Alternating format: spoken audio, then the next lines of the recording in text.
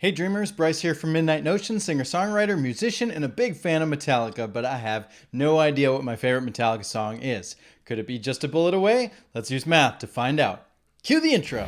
So give it to me now! For the best Metallica song!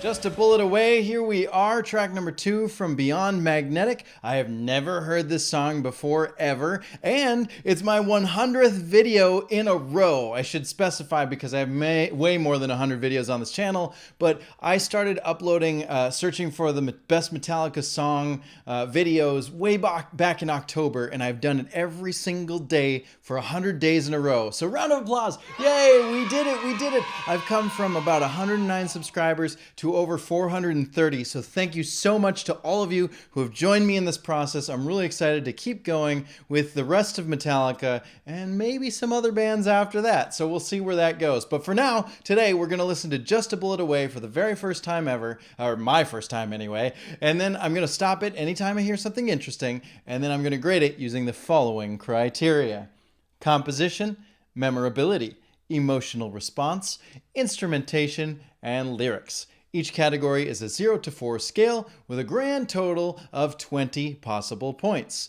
We'll find out at the end of the video if this song has what it takes to get to the top 20.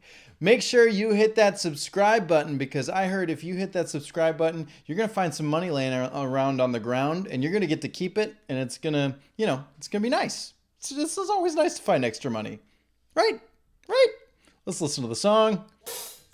Okay, we got the hi-hat count-in. I'm stopping it right away. How many songs do they have hi-hat count-ins for? They have what is it? I think Lars counts in for Leper Messiah. We got a 1, 2, 3 with something like not Low Man's Lyric. Mama Said. There's a couple of count-in songs, so we got another one. Nice way to start a song.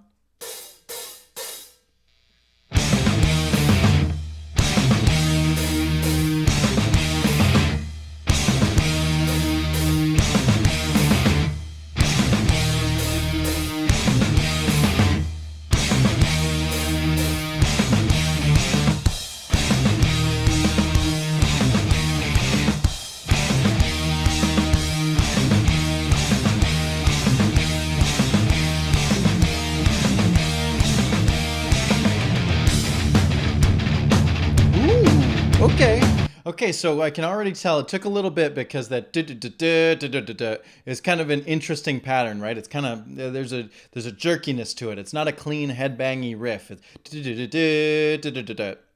It's almost like the underground level, the level 1, 2 or whatever for Mario. No, I'm thinking of Super Mario 3 on the NES. It's like the castle themes, right? That's kind of what I was thinking about in the beginning. But then when the crash cymbals start coming in,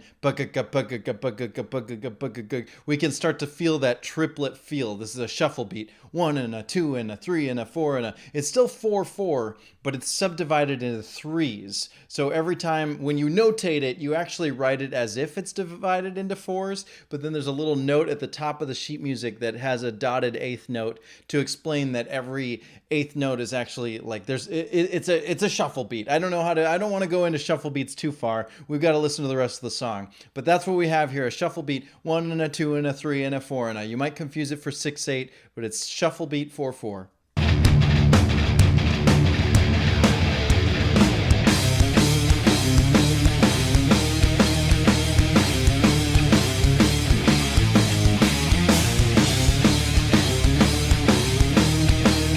I don't like what Lars is doing here, actually. I loved the tom. Almost had a Don't Tread on Me feel to it for a while there. The guitars now feel like they're doing something very reminiscent of Load and Reload, but I don't like the snares on the 1, a 2, and 3, and 4, and I don't think it fits with this riff. It's unfortunate, because it was really cool with that tom. If he was still, I think that'd be really cool, but that doesn't really do it for me.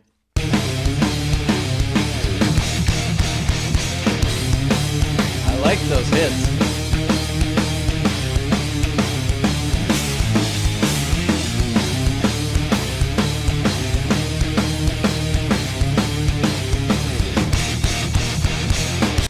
Right now, so far, only a minute or so into the song, that's my favorite part, those offbeats. Da da da da da. I don't know. This riff isn't doing it for me. It feels messy. It doesn't feel as polished as the rest of their work. We still do have like a kind of a 3 and a tag. There's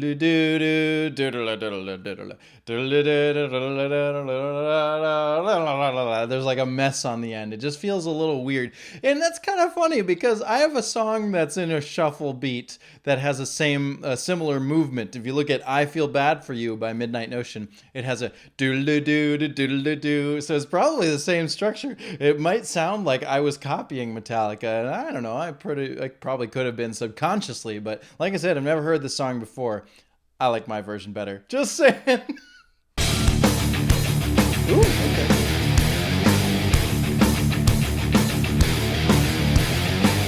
Metallica really shines when you just let them play on the E string. You know, just let it chug a little bit and then add a riff on the end. So if you do three beats of chug and then one little tag on the end, I think that's where they really, really shine, because I think that riff that we just came from is just messy. Our roads, they lead to shame. I'm drowning in the flame. Our reflections look the same in the shine of the midnight revolver. All right. Beneath the skin, a hope so paper thin. I'm at the door again in the shine of the midnight revolver. I really like his singing here. This is a really cool verse structure. I would have appreciated going straight from the toms to this. He's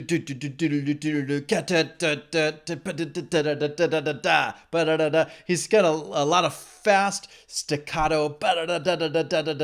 Really cool structure here. I like that a lot. This is bringing me back in. I was kind of feeling like I wasn't going to like this song, but I'm back in. The verses saved the day. Even the promise of danger has gone dull, staring down the barrel of a 45. I like that. That's really cool because the first two lines, ba-da-da-da-da-da-da-da-da, and then he goes to a more legato, ba-na-na-na-na-na, ba-na-na. He's stretching out the notes a little bit longer. It's got more of a sweeping to the melody, and then finish it off with another da-da-da-da-da-da-da. That's really, really great. If you have the same riff 4 times through in a verse, don't be afraid to break your vocal lines the same way you do with your instruments. Suck on the barrel, suck until it's gone dry. For all reflections look the same in the shine of the midnight revolver. I'd like to hear this with a boom ba-ka, boom ba-ka, boom ba-ka, boom ba-ka. Instead of snare on all 4 beats, I'd love to hear the back and forth with a simpler beat. Because I don't know, these snares are really pulling me out. It doesn't feel like it's fitting. It doesn't feel like it's grooving the song the way that the song needs to groove. It's got to have that vibe to it. And I don't know, man. It just, maybe he's trying to emphasize like the shot, right? The bullet away. Ta, ta. It's like boom, boom, boom. But you know, I don't know. This came out when? In 2008, 9? I guess Magnetic was 2008, I believe. And since then, I mean, many, many years have passed. We're now in 2021. And the U.S. has a real problem with gun violence. And I think that's one thing that's also turning me away from the song. It's not that I am allergic to talking about guns, all right? You need to understand the context here. In the U.S., we tend to romanticize gun violence. We have a lot of heroes on the big screen in media, and whether it's TV or movies or even books, who are carrying around guns or pew, pew, pew, pew, pew, pew. And it's like, yeah, go America. But then we see schools and movie theaters and just like, you know, people walking down the street, and we have innocent people being gunned down. And I think there's just too much obsession with guns in this country. So Just a Bullet Away. And then also, I talked the other day about suicide not being a topic you should just throw around lightly. Just a Bullet Away, by title alone, I assumed that this is talking about suicide. And I'm not going to sit here and tell you all like, yeah, songs about suicide are awesome. No, man, songs songs about suicide are heavy and weighted and thick with, like, we got to talk about this stuff. We can't just throw it out there. We got to really actually have a real discussion. We got to find some therapy. We need to just, like, really be open about this stuff, because when you're banging your head and going, yeah, suicide, man, shooting a gun, like, it feels like it's promoting. I know it's not promoting. All of their songs are not really promoting anything. Most of them are some sort of bad news that is bottled up inside, and they're getting it out in the lyrics.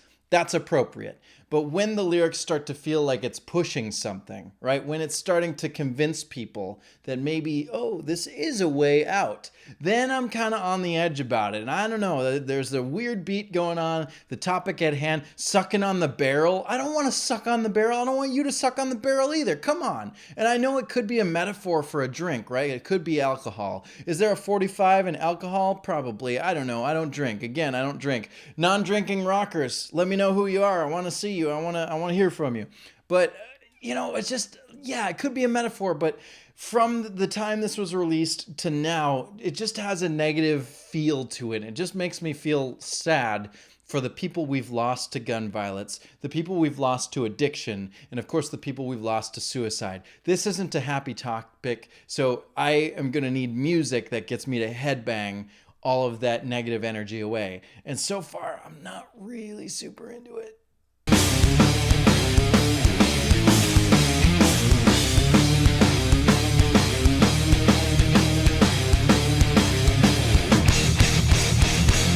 Redemption purify, will nothing satisfy. The scars just multiply in the shine of the midnight revival. Really love that though. Kissing in apocalypse, death upon the fingertips. Frigid metal touches lips in the shine of the midnight revival. Do you hear how much better these verses are that Lars is playing straight? Boom, ga, boom. God, he's just sitting on that open hi-hat, and it just has a groove to it. And if he would just keep that through that main riff, it would feel so much better.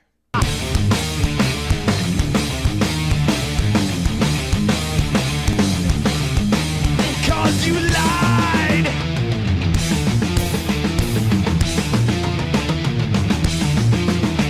Just a bullet away.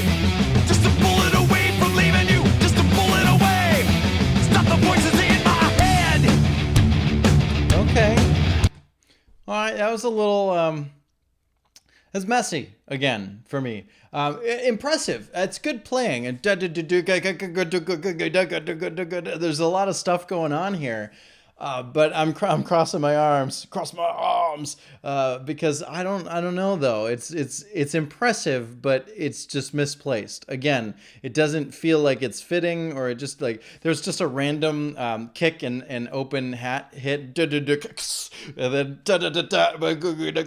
I don't know what's happening in this song. I'm kind of confused about where I should be banging my head. I haven't really been counting. Are there odd time signatures? I don't think so. It doesn't feel that way, but it feels janky, for lack of a better word. It feels just, yeah, wonky. I don't know. I'm not super into it right now. I feel like I can see why this didn't make it on the record.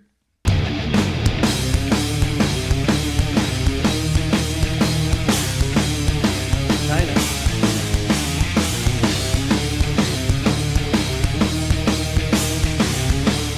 Can you all, those of you who are not drummers, do you know the difference between a crash cymbal and a China cymbal? You know what? Instead of asking, I'm going to just show you. All right, here we have a crash cymbal, nice and golden. We have the Zildjian A custom crash, 16 inches. When you hit it, you just get a nice... Okay, obviously when you're using a stick, when it's on an actual stand, it's a ksh. And here is a China. You'll note that this shape is a little bit different. It almost looks like an upside down cymbal. If you turn it upside down, it's kind of got the bell like a normal cymbal, but the edges curve up. I actually place it on the stand upside down like this, and you're striking it from the weird curved edge here, and it's got more of a... Oh, this one I think has a crack in it, but it's more of a ka, ksh, ka, crash, China. Now you know the difference.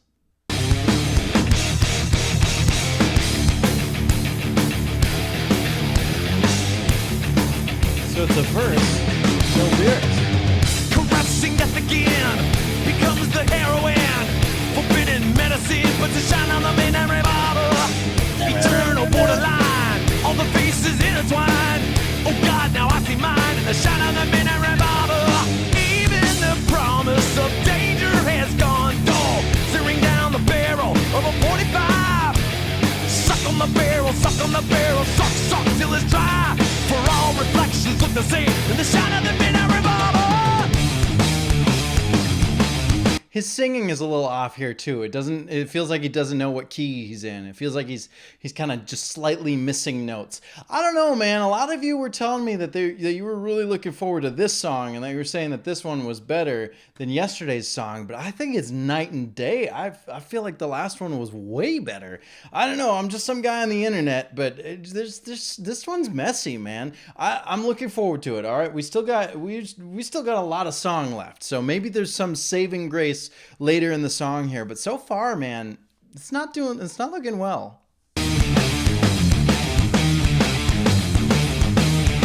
Down the misery, down in misery, just a bullet away from leaving you, just a bullet away. Stop the voices in my head.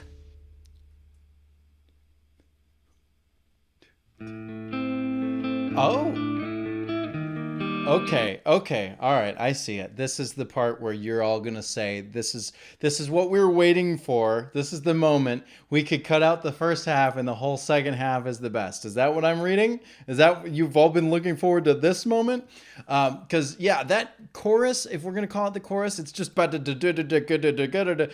the guitars are climbing up their neck. They're not just staying in the same part of the key. They are moving up. So there is some cool artistic stuff going on. I'd almost prefer, I don't know, it feels weird to me. It just feels weird. That's all. I'm excited to see where this goes too, though, because we got a real Master of Puppets transition here. Bullet away! And I can hear like the whole crowd like, good song, yay! It's not over. Oh, there's a whole middle section. All right, let's find out where they go. We got clean. I'm looking forward to it.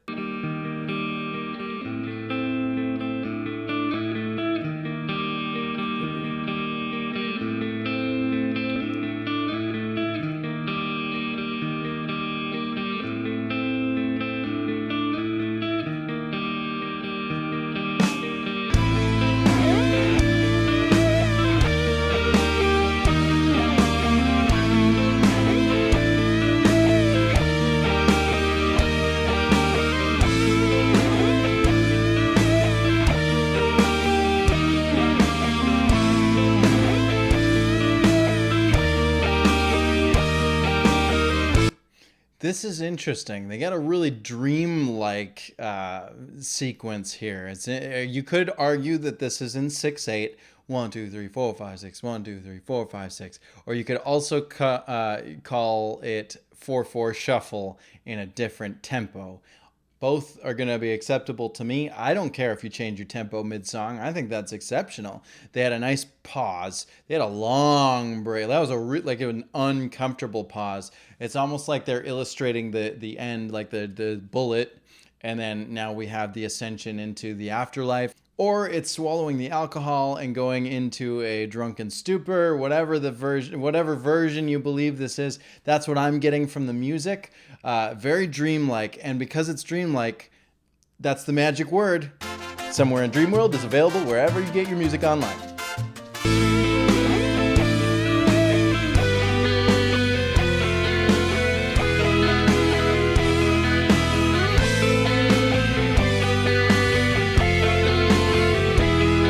It's very interesting how the guitars are playing against each other. They have the one clean guitar, the do-do-do-do, they're arpeggiating. It's kind of keeping the chords going. But then we have Kirk doing most of the leads with an occasional back and forth. Well, it seems like Kirk because I'm getting into the right speaker, but we get an occasional James on the left side. Maybe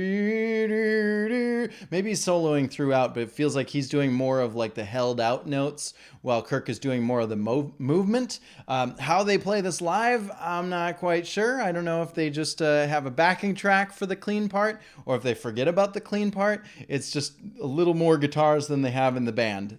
All I'm saying.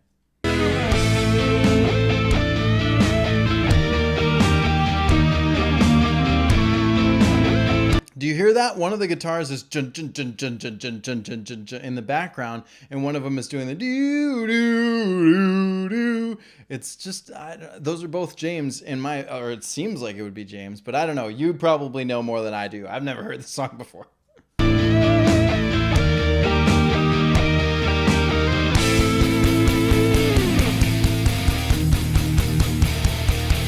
Feels quieter. Did you notice that transition? We had like a loud solo and now it feels kind of small. I don't know if that's just because this is a demo, they didn't mix it, but it feels like we just dropped out all of the thickness of the song. Climb down.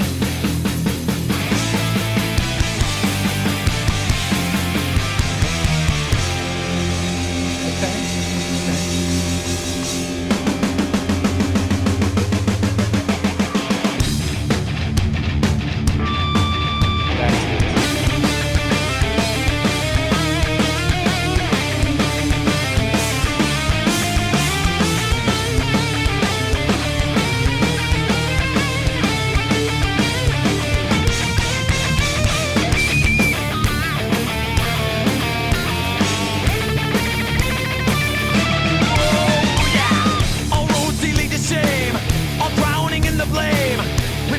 Look the same in the shine of the midnight revolver. All hide beneath the skin, hope so paper thin. I'm at the door again in the shine of the midnight revolver. Even the promise of danger has gone dull. Tearing down the barrel of a 45. Suck on the barrel, suck on the barrel, suck, suck till it's dry. Do all reflexes look the same in the shine of the midnight revolver?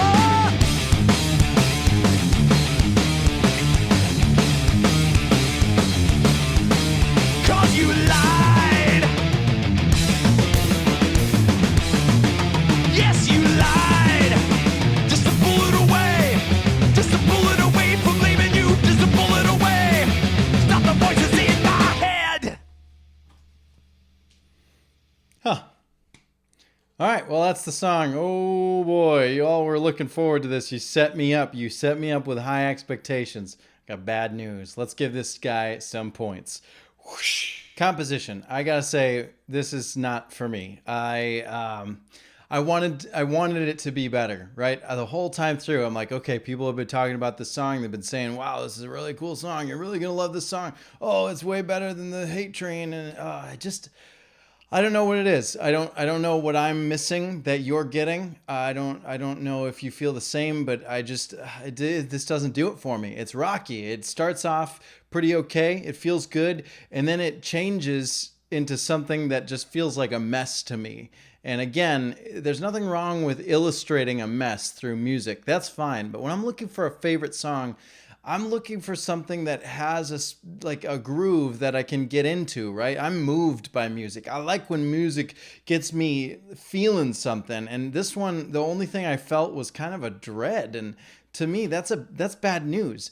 There are some highlights. I am trying to grade this fair. Now, so the highlights, obviously that middle section, really cool. We go to a clean part. We go to some eerie, dream state sort of feeling. And then we have this cool dueling solo, sort of. We do have a lot of interesting instrumental things. We do have some climbs in the scale. There's a lot of really great stuff going on. But for me, this feels like a Frankenstein, and it doesn't work. That's just my opinion, just some guy on the internet, but compositionally, all I can give this one is a 1. Memorability. I think that there was a line at the end of every single verse. At the tail end, it's like the tag. It's like this line, this line, this line, and then the fourth line is the shine of the midnight revolver. And sometimes it's in the, of the, to the, what, and the, it's a different start, but it always ends with in the shine of the midnight revolver. Now, when I was listening, I was hearing something about revival. So they win me over because of midnight. I always like to hear the word midnight, but I do have to say that I'm kind of bummed that it's revival revolver and not revival. It makes sense to be revolver instead of revival. But again, like I said, the gun violence problem is a significant problem in the US, and it doesn't make me happy to hear. However, we're talking about memorability, and as far as memorability is concerned, that is a great way to get people to remember something, to have the same, like the hook of the song, instead of focusing on a solid chorus, you could just have one line at the end of every verse and just skip choruses altogether. We could call this chorus a bridge if you wanted to, or a pre-chorus, or just a different section if you wanted to. It does feel like a chorus because they do come back to it 3 times, but and the Shine of the Midnight Revolver is pretty cool, and the delivery of it is really cool. Memorability, I think the way that he scats his way through the verses is really cool. I do like some of the riffs, but I think that overall none of the words are really, yeah, and then you got Suck on the Barrel, that does come throughout the song and it repeats, so it is memorable, but I just think that it's missing that shine of their midnight other songs. So for memorability, that's a 2. Emotional response. Like I said, this isn't for me. I wasn't very far into the song when I was already disliking it and kind of wishing it was over. It's 7-ish minutes long, and that's way too long to not want to listen to a song. I would have turned it off, but I did want to hear the whole thing. It did bring me up a little bit at the end, but I'm just like, I think most of it is because of Lars. There's some great guitar work, but just the feel of it just isn't right for me. So lyrically and emotionally, all of that stuff is just not really sitting that well with me. So unfortunately, emotional response. Instrumentation. Like I said, I do think that James and Kirk and Rob are all doing a pretty good job. Even Lars has some really cool fills. I mean, that chorus, as busy as it is, whatever the heck they're playing, it is something more complex than what he normally does. So props for trying something new, for getting out of the box, not just sticking to boom, puka, boom, puka for the whole song. Whatever the hell that is, it is different. So you can give them props for something different. The bridge section, pretty cool. I like everything that's going on instrumentally, but it just doesn't, like I said, it doesn't have the polish of their other songs. I'm sorry, mostly because of Lars, but I can't really rate this that highly. Instrumentation, it's a 1.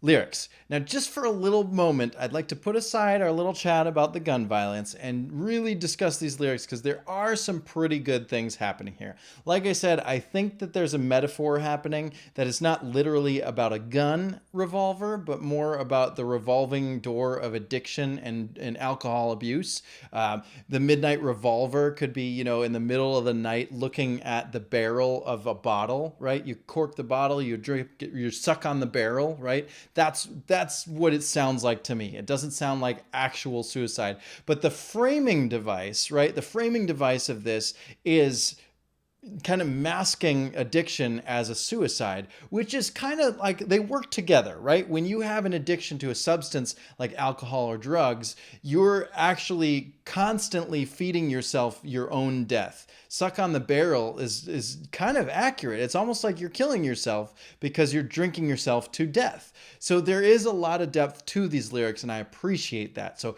while I do disagree with the idea of like kind of making a happy rock song about suicide or addiction, I do have to acknowledge that the lyrics are well written. I do love the flow of it. The midnight revolver. I did think it was revival, but it is revolver. It is pretty cool. What's the other thing? We also have some nods to other songs. Maybe this is just me picking it apart, but we have Purify in here. We got Apocalypse, right? There's a couple of things in there referencing other songs, but I don't think they're direct references. I think that James is just using a dictionary and he's running out of words. That's not right to say. I'm not saying that he's running out of words, but you will see some words used many, many, many times throughout their catalog. And so I feel like this song kind of has a lot of their cliche words. And so that's why it kind of feels like he's running out of things to say. I'm not blaming him. I'm not saying he's doing a bad job. I'm just saying, kind of watch yourself. Check your own discography and see how many times you've repeated the same words or concept. And is it a good thing or is it a bad thing? I guess I'm not here to say, but the lyrics do have some decent things happening. So lyrically, I'll give them a 2. And so Just a Bullet Away gets a devastatingly low total of 6 points. It is in 89th place out of 100 songs.